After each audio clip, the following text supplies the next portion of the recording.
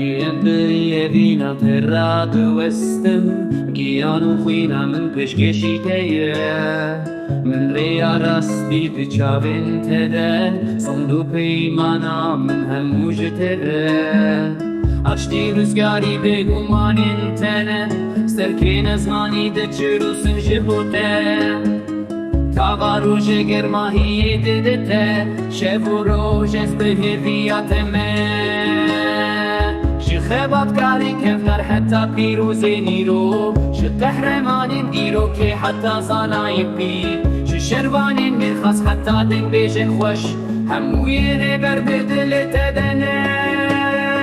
Ji xebatkarên kevnar heta pîrozên îro Ji qehremanên dîrokê heta zanayên pîr Ji şervanên mêrxas heta dengbêjên xweş Hemû yerê ber bi dilê te de ne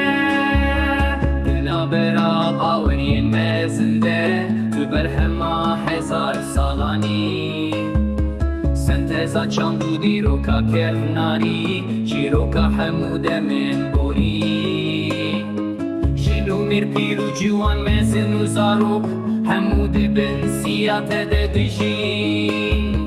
Xaka te ya pîroz û warê me ye Tu cevherê hemû mirovayî